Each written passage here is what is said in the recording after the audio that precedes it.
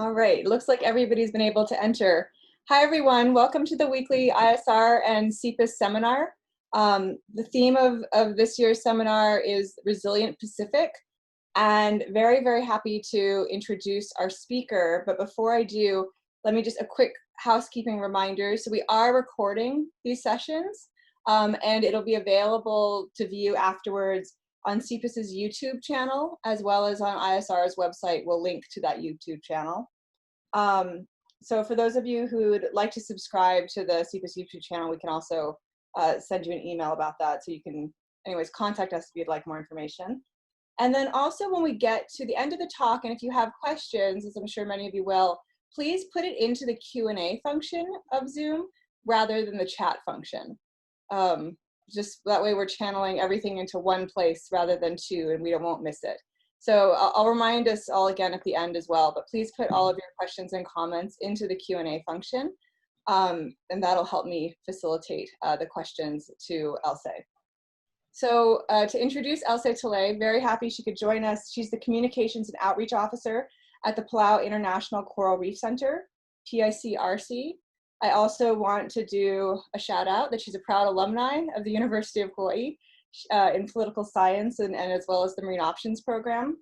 And her work centers on coordinating outreach and collaboration about science and marine conservation between partners and stakeholders, which ranges from national partners in the Palauan government, decision makers, NGOs, students, community members, and regional partners across the Pacific.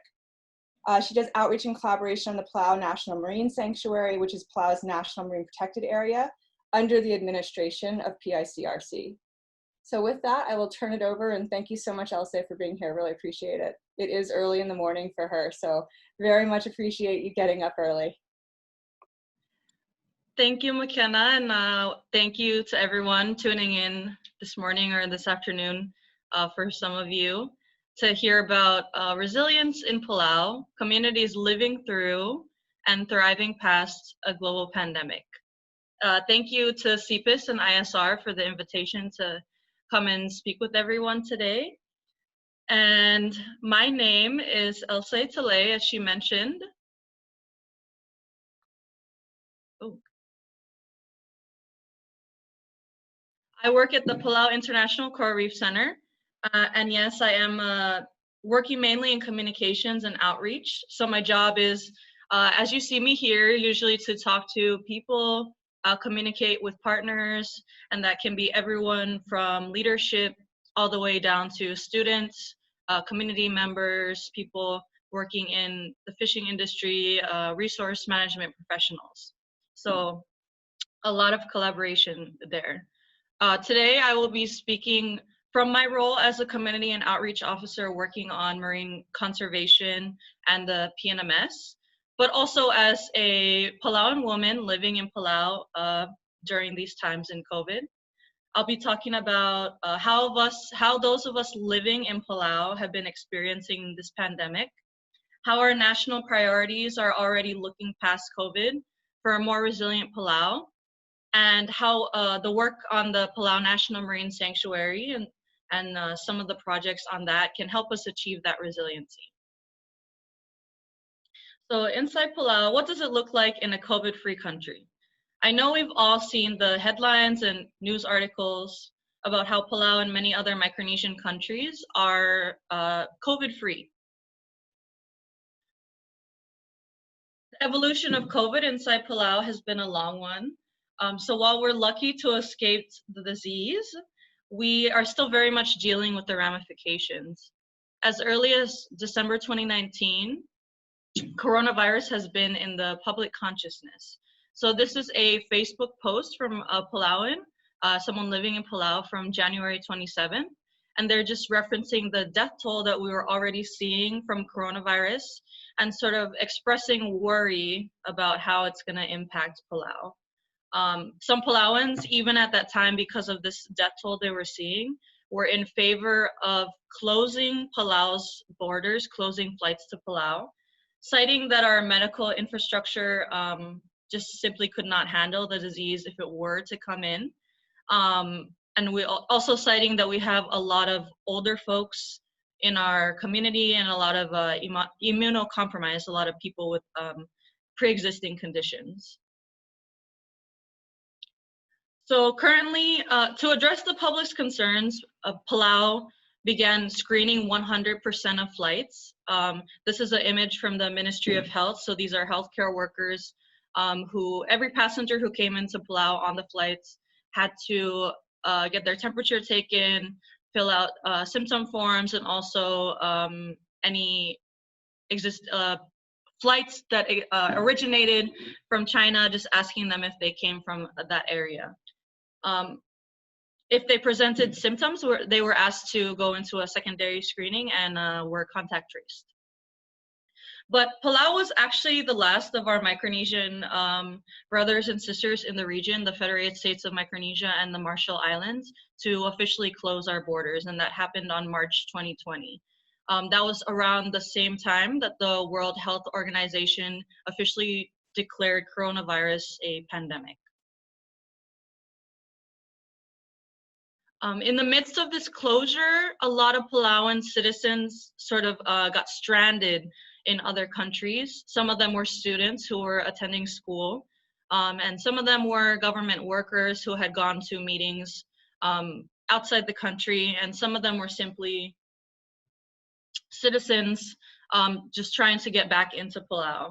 A national conversation ensued about repatriation. It was sort of hotly debated at the time. On one side, there were a lot of people concerned, again, about the ability of Palau to handle and contain coronavirus if a returning citizen or if anybody coming in on these flights happened to bring a case into Palau. On the other side, there were people wishing to return home to flee the pandemic that was obviously happening outside of Palau. And many people in Palau, parents, were worried about their children and their family members being able to weather the pandemic that was happening in foreign countries, you know, with having limited resources. Palau's leadership held public hearings. A lot of them were on YouTube and watched both by Palauan citizens, both inside and outside of Palau. And they debated long and hard before deciding to repatriate citizens with a lengthy quarantine. The first repatriation flight happened on July 7th, 2020. So initially, citizens were asked to quarantine in Guam or Taiwan, if that's where they were originating from, for 14 days. Then they had to go straight from the airport into a designated facility here in Palau, quarantine for another 14 days. And then once they were released from that quarantine, they had to self-quarantine for another 14 days. So quite a lengthy period of time. And they were required to submit negative tests at the beginning and the end of each quarantine in order to move to the next step. So while our borders officially remain closed and repatriation has continued while adhering to these quarantining guidelines, they have relaxed a little bit. And essential workers and some military personnel have been allowed to enter, providing that they follow these quarantining measures. That being said, public health is still a priority. Leadership and frontline health and emergency leaders have been working very, very hard to make sure this entire process is going smoothly. The public is still very much encouraged by our Ministry of Health to practice safe measures such as social distancing, washing their hands, staying home if they are sick. And churches, stores, and offices have started implementing distancing, some distancing measures as well, marking the floors for between 6 feet, and a lot of sanitizer and soap is available in those public areas as well. And some stores have actually installed plastic shields for the safety of their essential workers. So although life for the most part has continued as normal, we are still very much aware of those measures. And one area where I believe that Palau has been exemplary is providing public information to the community who are concerned about this. So when they first began their emergency response, the government of Palau, they held daily press conferences with all the leadership, with the president and his cabinet, Minister of Health, doctors, always discussing the coronavirus, trying to educate the public about what's going on, realistically what our measures are, just keeping the public up to date. While that for the most part has sort of stopped as we're a few months into the pandemic, we still receive daily situation reports from the Ministry of Health, and that is either through email or they also post it on their Facebook channel. And that includes information about the global situation, how many cases, deaths are happening globally and in the here in the Pacific region. And it also includes information locally in Palau about how many suspected or confirmed cases there are, as well as sort of a reassuring section about our capabilities for handling coronavirus.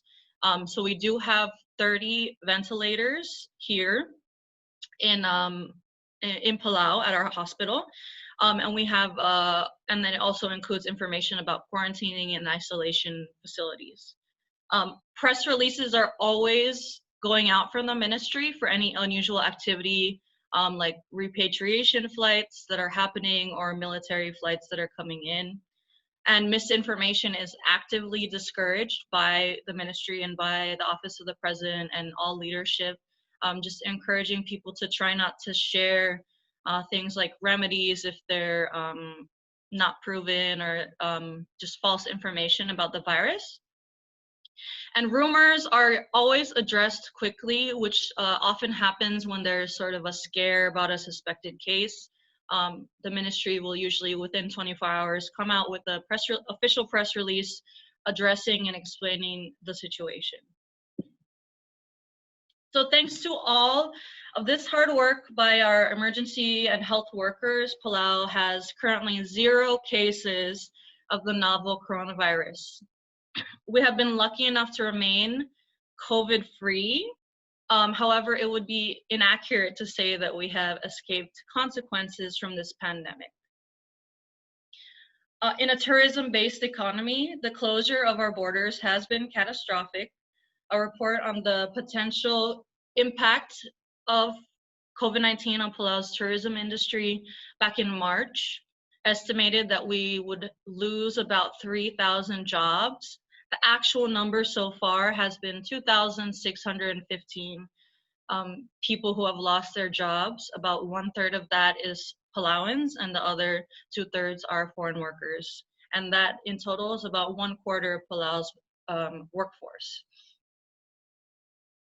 So the future of COVID and the pandemic in Palau is still uncertain. With loss of jobs as well as loss of government revenue from tourism, our decreased tourism activity, this will mean a huge budget shortfall for the upcoming fiscal year. And while we're lucky to receive assistance from the United States government and other international partners, this is obviously not sustainable, and long-term solutions are still being sought. And of course, there's still a lot of worry, even with all of the preparations that we've done and our improved health infrastructure. The question remains, how will Palau handle its first positive case? So a lot of that remains to be seen.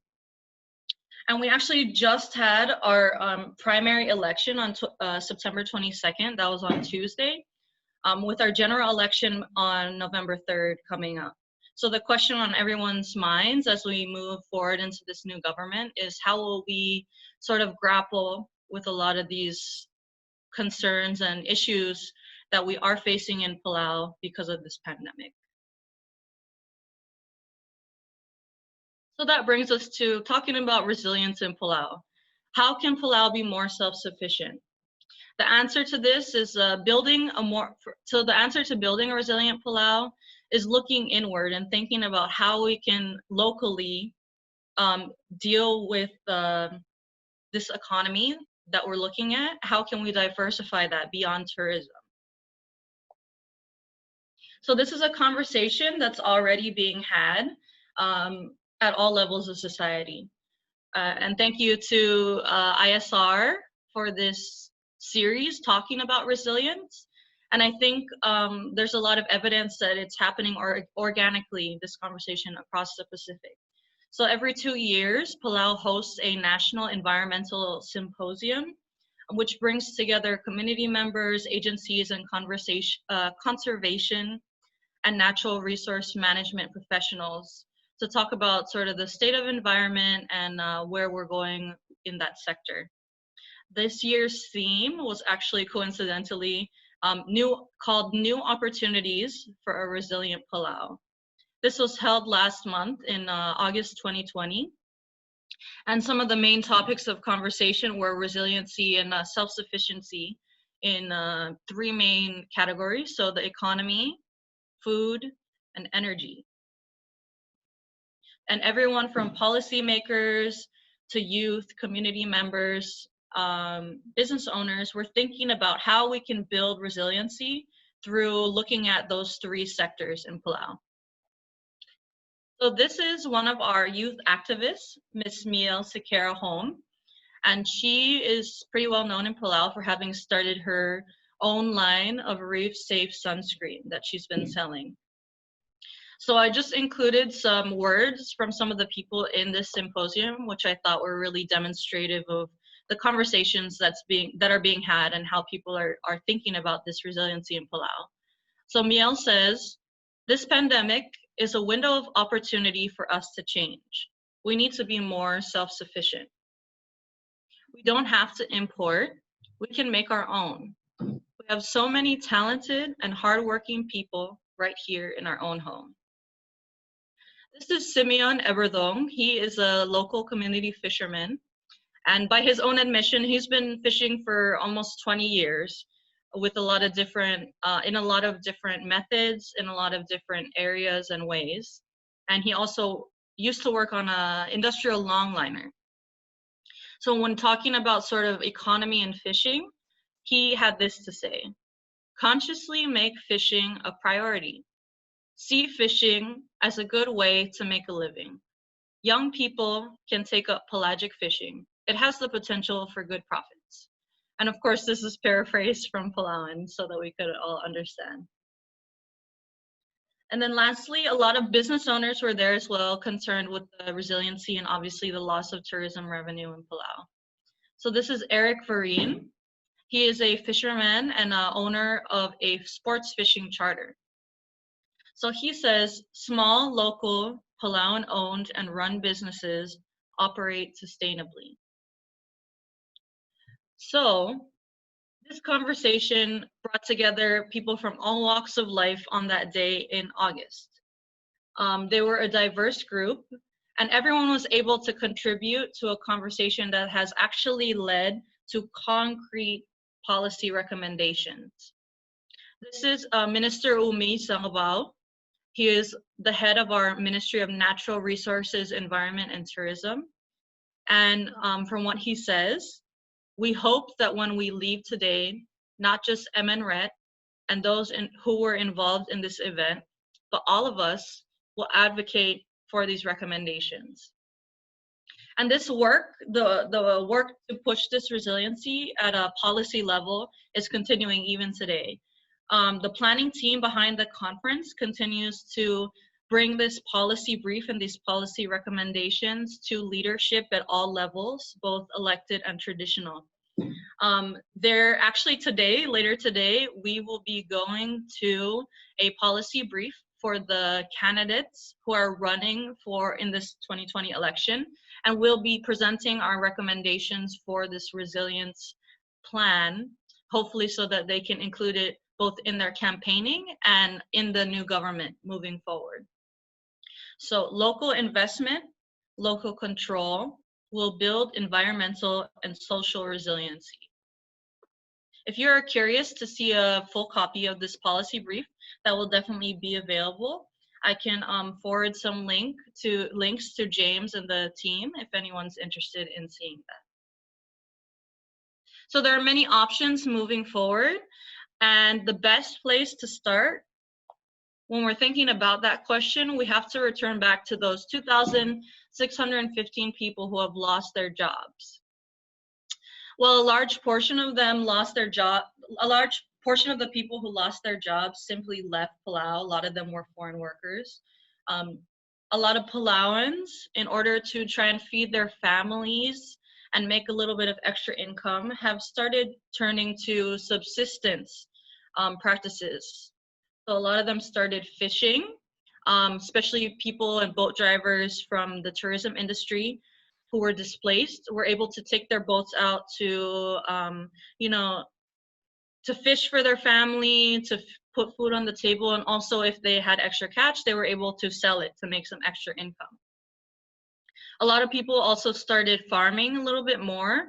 Anecdotally, we saw more people doing subsistence practices like fishing and farming because they had more free time on their hands.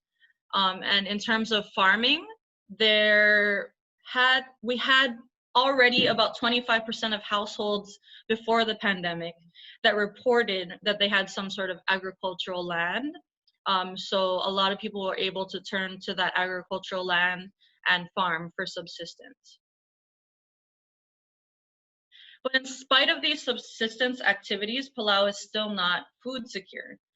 So one thing that has been very apparent that has disrupted normal life, although the disease has not come into Palau, is supply chains that are being interrupted into Palau. COVID-19 is not the first disaster to sort of affect those supply chains. Last year, I think it was either last year or the beginning of this year, there was a typhoon or earthquake in Japan, and that disrupted the supply lines into Palau for a few days or up to a few weeks. So it just shows that because our food supply is largely imported, we're very vulnerable to those disruptions. This picture that you see here is an image from our newspaper. It's sort of a humorous example about a mayonnaise shortage. During the summer here, during COVID-19, mayonnaise started being a little bit difficult to come by. So at the time, it's not that we suffered greatly in terms of having food available, but it was sort of an indicator of, if left unchecked, that could be a bigger problem in the future. And that is because 90%, according to estimates by the Food and Agricultural Organization of the United Nations and our own Bureau of Agriculture, 90% of the food we consume is imported. If we were to be cut off from those food supplies, we only produce, at an estimation, 3 months of food. So unfortunately, food security still remains unattained.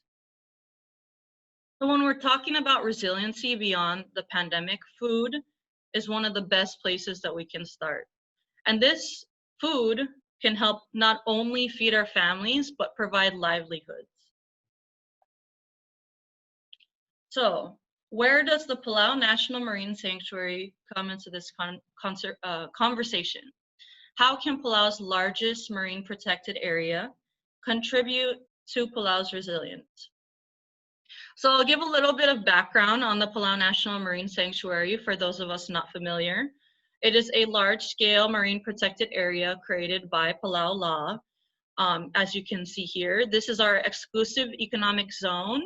80% of it is completely protected. There's no extraction allowed.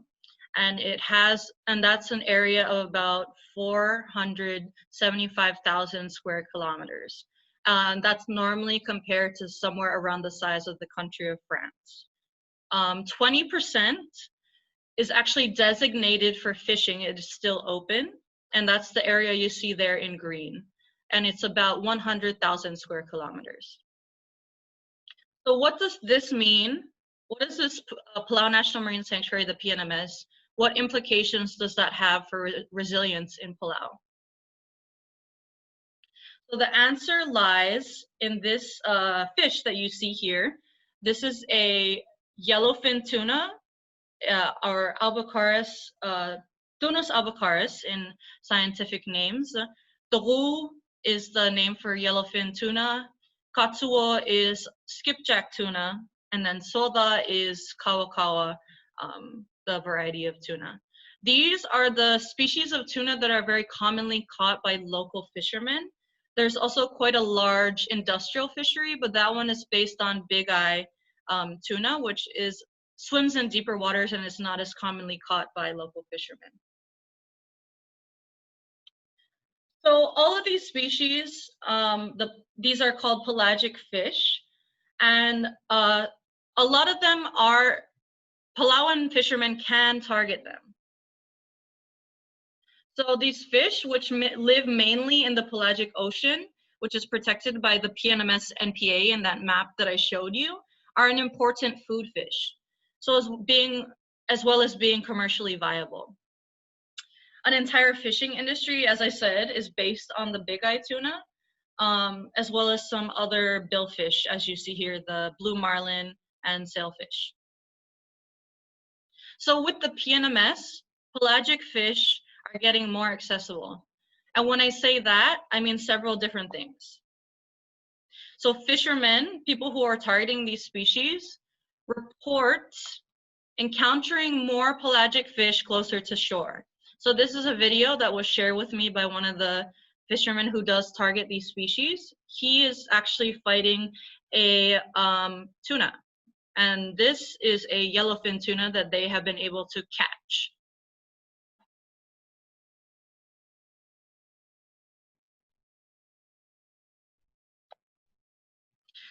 And pelagic fish are getting more accessible because Palauan households can now more easily buy higher quality tuna or other pelagic fish.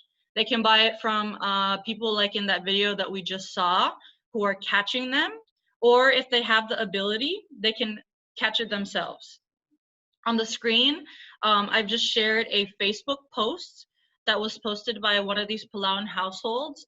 This gentleman does fish for pelagic fish, and he was selling it. This was on September 12th, so just this month, for $5 a pound at one of our local food markets. So a lot more accessible to Palauan families. And this is in contrast to before the PNMS. Before the PNMS, 90% of the pelagic fish available in Palau was provided by foreign fishing fleets. And it was lower quality tuna that did not make it up to scratch for the export market. The foreign fleets were landing about 2,000 metric tons of tuna and other pelagic fish per year, but most of it was exported for that market. So when the Palau National Marine Sanctuary officially closed on January 1st, 2020, a lot of that foreign fishing competition departed Palau. So the competition that locals are facing from those large fishing vessels to compete in this market decreased greatly. Although there are still some that exist here in Palau, it's a lot less. So Palauans, local Palauans, are able to enter this market. According to a report by the Palau International Coral Reef Center and the Stanford Center for Ocean Solutions, there were about 150 day boats in Palau who were already targeting those species and fishing offshore. So since the departure of those foreign fishing fleets, they have been able to access that market to fill our domestic demand, which according to estimates is about 200 metric tons. So a lot less than that 2,000 that was being displaced. And a lot of this 200 metric tons is going to restaurants, caterers, and schools in Palau. So Palauans are nothing if not resourceful and are able to recognize an opportunity when it is presented to them. Fishermen who have experience in using pelagic tools have already started filling the demand for pelagic fish.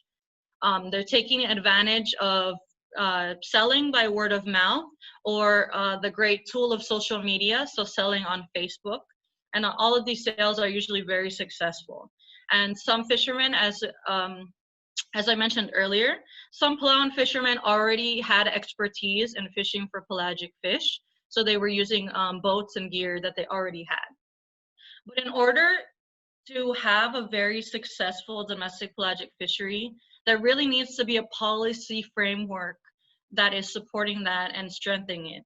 And what the PNMS has done for that is to highlight those needs and the capacity priorities for a domestic fishery. These are some suggestions that came out of a report that was published by the Stanford Center for Ocean Solutions along with PICRC, the one I was talking about earlier. It's named the Palau National Marine Sanctuary, Managing Ocean Change and Supporting Food Security. So if anyone is interested in seeing that full report, it is available on our website at picric.org. And there are a lot of recommendations in there for how we can have a successful, sustainable pelagic fishery. So some of them include maintaining a fishing aggregation device network. Fishing aggregation devices, if you're unaware, are apparatuses with buoys on them set out into the open ocean, and they act as magnets for pelagic fish.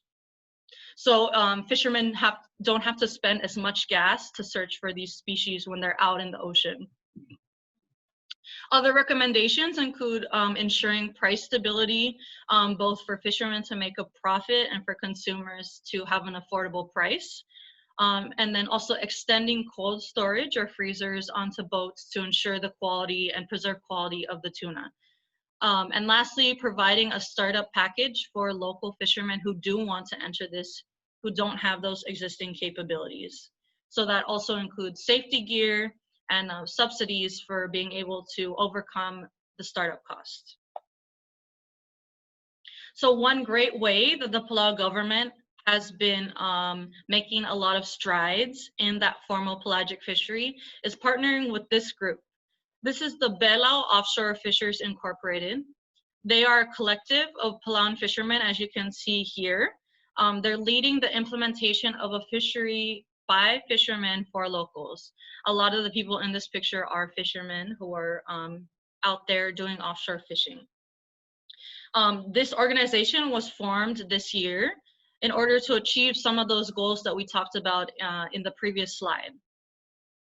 So these are some of the services that they are already providing to local fishermen. This is their storefront that you see here in the bottom corner. They are providing a place to sell catch for fishermen. They are communicating with restaurants and vendors to connect those fishermen to buyers, and also providing facilities for storing catch, so providing that cold storage. Another really great service that they are able to provide periodically is training in fish handling, preparation, grading, and storage. So fishermen who aren't used to handling pelagic fish are able to contact BOFI to access that training. But in spite of all this really great work that has been achieved to strengthen that local pelagic fishery resilience in Palau, challenges do remain. Understanding the delicate balance required for a smaller, more sustainable pelagic market, that understanding is still incomplete. When these large foreign fishing boats still left, there was a famous so-called shortage of fish on island that was widely reported on. Many people said that it was because the PNMS had failed in some way. However, the one remaining fish operation that remains in Palau and does industrial fishing still has the ability to flood the market, making it difficult for fishermen to sell their catch. Even these pelagic fishermen themselves, if they catch too much, or sometimes if they catch too much, can flood the market. And sometimes they go out and don't catch enough. So consistent supply can be an issue. So it's not that there is a shortage of fish. It's seeking that capacity, such as cold storage for these local fishermen, so that they can store their fish. That is the market stabilization required that is still being sought at the moment. As I mentioned, although there are Palauans who are doing this type of fishing, people who are interested in entering this market still face some barriers in terms of cost. And while there definitely are loans available, many fishermen don't have the know-how for applying for those loans. So that is another barrier. And as I said, there is still that one industrial fishing operation that exists, and that is still competition for the local fishermen. The Palau Offshore Fishers Incorporated organization, as I mentioned, is actually working to address a lot of these. And the Palau International Coral Reef Center, as the administrator of the Palau National Marine Sanctuary, is working very hard to study these market dynamics in order for us to understand them better, to create the ideal market that we would like, where fishermen are always profiting and consumers are always able to access this. So there also are some other issues that require non-policy interventions. So a lot of the fishermen who are operating right now are older. A lot of them are older than 55. So we have an aging fisher population. And the question becomes, how can we entice younger people to enter this market so it is sustainable into the future? And lastly, a lot of Palauans still have a preference for reef fish. Personally, I like pelagic fish a lot because it is really good for feeding larger crowds and also makes really great sashimi and poke. But a lot of Palauans still prefer reef fish in their diet. So there needs to be a little bit work, maybe communications and outreach wise, which is ongoing, to shift preference to pelagic fish. So the future lies in changing our goals to achieve success on our own terms. Palau maybe should seek a fishery that is smaller, although smaller than the very large lucrative one that existed before, would be just right for our market and for our island.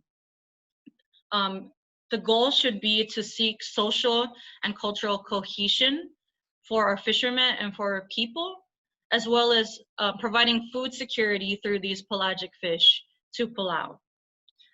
Transferring capabilities, skills, and knowledge of these types of fishing to our younger generation can help them gain those skills and access, hopefully, another market that will be available in the future past tourism. So this is Eric Farine, who we saw a little bit earlier.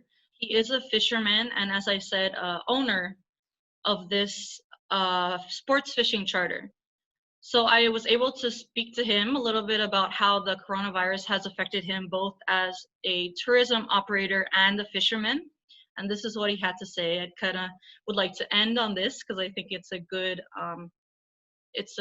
indicator of where Palau is going. So he says, I'm so invested in tourism and it's really hard for me to detach from that. But I have started to move into providing fish for the locals. If we just got down to the basics and didn't worry about the material stuff that the Western world has imposed upon us, if we actually did all this together, we would probably be very happy. So on that note, thank you very much, everyone, for listening to our presentation about resilience in Palau. I just threw up some social media and website links on the page. If you are not following us, please follow Palau International Coral Reef Center. We are very active in posting updates about all the work that we do, so you can find all of that online on Facebook. We also post all the work that we do on our website. And if anyone is interested in contacting me personally, my email is right there, and I welcome anyone to send any questions if you have any in the future. Thank you. Thank you so much, Elsei. That was a really great presentation. I took a lot away from that, and I can see from the very active Q&A that others have already too. Just a reminder to everybody that this is being recorded, and we will have the recording available afterwards on CPIC's YouTube channel. I know that was a question that came up in the Q&A. So there's already an active Q&A going on, so I'll just start going through it. But actually, I did have one of my own questions to throw in first, if that's okay. I want Yeah, of course. to talk a little bit about Palau's green fee. Okay. Because Hawaii last legislative session had a proposal for a green fee. It's different context in terms of in it as a U.S. state versus anyway, so slightly different context, but You're right. I think it was very much inspired by Palau's green fee. And I'm wondering if you can talk about how that functions and also whether there's any discussion about changing it sort of post-COVID. Right. So the Green Fee was actually a really great initiative that started with our protected areas network. So Palau has, when I said that the PNMS is the Palau's largest MPA, we actually have a great collection of smaller coastal MPAs that exist right off of our shores, and those are managed by our state governments. And one of the great things about the PAN is that they were able to lobby to get the green fee passed. So that was sort of, and the reasoning behind that is that if tourists are coming to Palau to see all of our great beauty and a lot of our natural resources that are being preserved by the people living in these communities, they would probably be willing to pay a little bit of extra money to ensure that that preservation continues. So the green fee started off going to the protected areas network and sort of the work in that. And then when the Palau National Marine Sanctuary legislation was passed in 2015, it was expanded to include some funds for the PNMS as well as for other projects within Palau. So some of it goes to states themselves, not just for the Protected Areas Network, but for other community projects. And then some of it goes into a trust fund for protecting those fisheries in the PNMS. Thank you. Let's go to the Q&A. First question is, when are Palau's borders going to be opened? So that is a question I think that is up to our leadership. And it's sort of centered around the same narrative that was happening with the repatriation. One side is really concerned, as I said, about how Palau will handle coronavirus. In spite of all of the preparation and the work that we've done, it is quite a big gamble to take. So I think that there's a lot more deliberation that's going on. Our president has said that they will maybe try and open up some essential flights. So definitely, probably not going back to a regular flight schedule, but maybe opening it up a little bit for people like who want to come and work in Palau, or people who are doing a medical referral outside of Palau. Some of those flights are already happening, just with quarantine measures in place. In terms of returning to a normalcy of having tourists coming in regularly, I really can't speak to that, unfortunately. I think just in Palau, there is still that worry about how we're going to handle COVID if it does enter. So there's a couple of questions about the policy brief you discussed and people wanting to know whether it's available online or on YouTube or Facebook or anything like that. Yeah, it's available online actually at our, I don't know what, maybe, let me see. It is available online. I can actually maybe email it to you or to James, and we can forward that to whoever attended. But it's available for people to peruse and see some of the recommendations that are in there. That would be great. And actually, if you want, it's hard to answer questions simultaneously, but if you want to put the link in the chat, people can maybe. Oh, okay, yeah. Question, how does China want Palau to break relations with Taiwan? How does that factor play into this, and conversely, the recent US military agreement? Oh, unfortunately, I don't have the answers to those. It's sort of outside of my expertise. Definitely those are concerns, but unfortunately, because I don't work in our sort of international relations, I don't really have a lot of answers for that. I apologize. There's a question on, is the export ban still in place with some of the foreign fishing fleets? How does this policy affect the current development of the local domestic fishery? So there was initially foreign exports were banned when the PNMS first started. An amendment lifted that last year in 2019. But because the area of allowed fishing is so much smaller, we have still seen a decreased amount of foreign fishing in our waters. We also raised the export tax. So although functionally export is still allowed, sort of the market dynamics have forced those foreign fishing fleets. It just has made Palau not a very attractive place to target for that industrial fishing, which was sort of by design. So creating a smaller fishing area sort of forced those foreign fishing vessels to reevaluate whether they want to be, fishing in Palau. In terms of local fishermen, from speaking to a lot of those people targeting pelagics, it's still, in terms of figuring out an export market, I think that they are working on the domestic market first. And then if they get to a point where they have reached those capabilities and understand the domestic market, I think they would like to enter an export market, but at the moment that work is still ongoing. I think a related question, is there a possibility to integrate the vaku motu experimentally for fishing in a Palauan cultural context?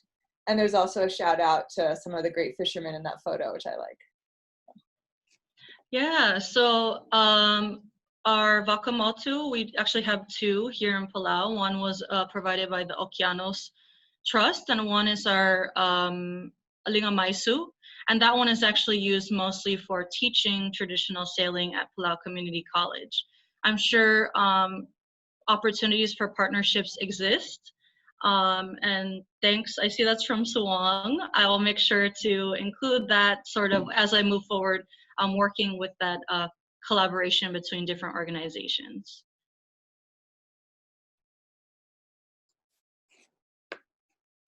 A question, did Palau gain any financial support from the US, and was it enough?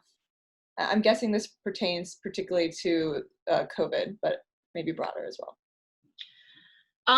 So I, just as a member of the community, I have been hearing that people, and sort of in Palau, it's common knowledge that a lot of people are receiving support if they have lost their jobs.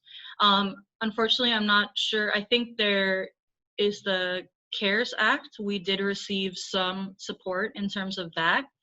And then there's also re-employment efforts, specifically by our Palau Visitors Authority, the Tourism Authority, for a lot of people who were displaced from the tourist industry.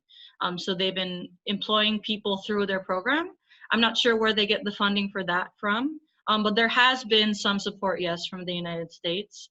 And I think the second part of the question was, is it enough? Is that correct?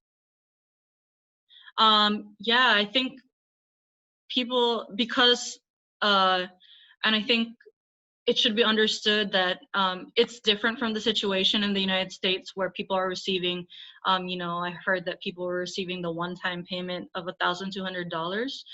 The cost of living in Palau is a lot less than the United States. So I think for now that has been sufficient. But yes, moving forward, I think that those are questions that our leadership when they go through this next election and their new government are facing. Fortunately, there are no easy answers to that, but yes, it is on everybody's mind.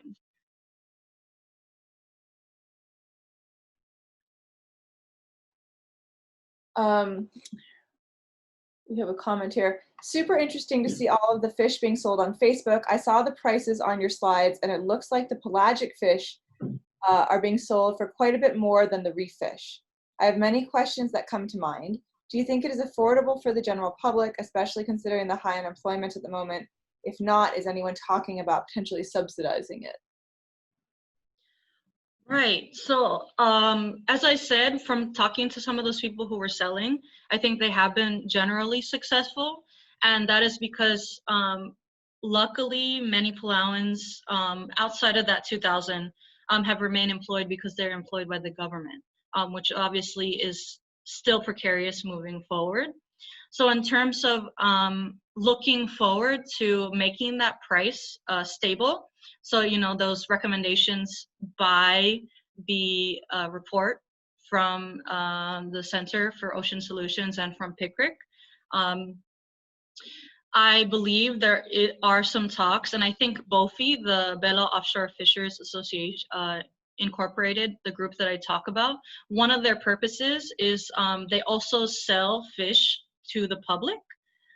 So they have been selling that fish to the public, and they have had a couple of food fairs. And I think that they are able to buy the fish from the fishermen, and thanks to a little bit of help from our ministry, they're able to sell it at a lower price, so it's a little bit more affordable for people. So I think that is one of the ways that they're helping to do that. The Facebook selling is, those are fishermen selling on their own. So I think that's why you see a little bit of a higher price. This seems like a related question. Does PNMS oversee any of the closer to land reef fishing activity? How is the health of Palau's reefs? So the PNMS is solely under the jurisdiction of the national government, and then the closer to land reef fishing, that has a lot of sort of a more complicated management structure. The states do take responsibility for some of the regulations, but then our Ministry of Environment does some of the data recording, so reporting on how much fish is exported, how much fish people are catching, fish stocks, things like that. And the Palau International Coral Reef Center works in both, actually.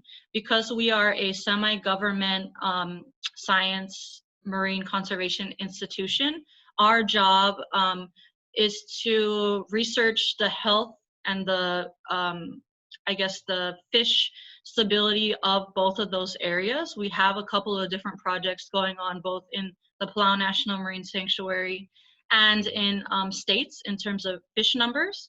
I don't have those right in front of me, but if you log on to our website at PICRC.org, we've published all of our technical reports, including that data and that information on food health. And I think we did recently just publish one about fish in the Northern Reef. So the Northern Reef is the two states of Cayenne and Lar-Along. They collectively manage their reef fisheries.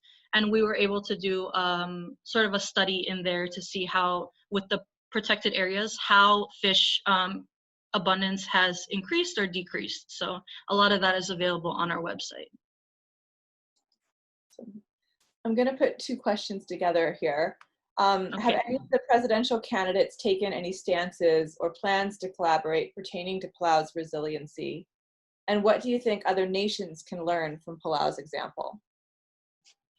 Right. So I think that all of our presidential candidates have been great in that they're very concerned.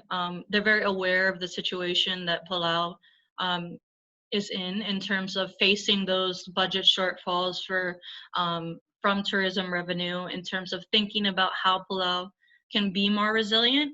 So I think actually one of the main platforms that all four of them have been running on are thinking about how can Palau look forward towards that resilience past COVID-19. And I think along with this policy brief that we will be presenting to all of them. A lot of them have come up with other solutions, such as just trying to diversify the economy, thinking about how we can look past tourism. So yes, they have been very active in that, and I think it's been actually one of the centerpiece issues of this entire campaign. And if anyone is interested in following that, I know that we have 2 news outlets, the Island Times and Palau. They do publish online if anyone's interested in following that. And then I think if you just like search through Facebook and you have some Palauan friends, a lot of people are talking about it like pretty much almost constantly. So it'll be interesting as we enter 2021 just to see what direction we're going there. And then I think in terms of learning from Palau, I think the entire world is going through one big learning curve. Some nations are doing things differently, and I think it will all depend on the circumstances of each country. And I think that is sort of what I was trying to convey when I was talking about success on our own terms. So sort of deciding what is the normal that for each country is the right thing for us to return to, and then working towards that. So I think resilience will look different for a lot of different countries. What I presented here is sort of from my perspective as a community member and working in the conservation space, what I think would be goals to strive for. But I think in this time when we're all interconnected, we can all look forward and see how different countries will be dealing with it as we move forward. I think we can maybe try to squeeze in 1 or 2 more questions, although they keep coming. Great, good conversation. Since land ownership and usage can sometimes be contentious, is that something that's being considered in the context of land-based food sovereignty? So in terms of land-based food sovereignty, unfortunately, I don't work too much in that space, but I do acknowledge that yes, land ownership can be contentious in Palau. To my knowledge, as just from word of mouth, I don't think I have heard a lot of controversy around using land for like agriculture or farming purposes, but that just might be because I'm not in those spaces. So unfortunately, I'm maybe not the best person to answer that. And I think the last question that we'll end on is, are there studies being done to compare the health of reefs before, during the border lockdown? So I know there have been a lot of, for those of us living in Palau and who are divers, I know that everybody has sort of said, and personally, I have seen that when you go out to a lot of these dive sites, they're empty. So that's really great if you're a diver and you want to dive on the reef without a lot of tourists. And I think it's sort of a first in Palau's history. There has been, I guess, some conversation around trying to document that. But as far as real steps, I haven't heard of any, but that is actually a really great suggestion. Hopefully it gets done. I think that would be really illustrative of, you know, the impact that tourism has on our reefs. Anecdotally, we have some of those same stories in Hawaii, and it's very interesting. There are some kind of in the marine biology, they're really starting to try to put those studies in place, which is really right. Yeah. Well, with that, I really just want to thank you, Elsei. That was a great presentation. Very, you know, we had lots of questions in the Q&A come in, which is, so good after conversation, and just really want to thank you for your time early in the morning for you. Yeah, I'm sorry that I couldn't get to all of the questions, but my email is there. Unfortunately, I didn't have time to kind of look for that policy brief and put it in the chat, but I will be sending it to you, McKenna and James. So if you want to send it to everyone, I'm sorry about that. I think Natalie did. So I think it is in the great. chat for those of you who want to grab it. Okay, awesome. And a reminder to all of you next week, so in continuation of our seminar series on Resilient Pacific, Next week we'll have Supin Wangbusarakam speaking, and she'll be talking about adaptive capacity in Micronesian fishing communities. So please join us next week as well. And also really just want to thank James and Aida, who you don't see, but are the Zoom wingmen and wingwomen keeping this whole thing going. So just close with a mahalo, Elsei, and thank you all for joining. Masulang. Bye, everyone. Have a good rest of your week.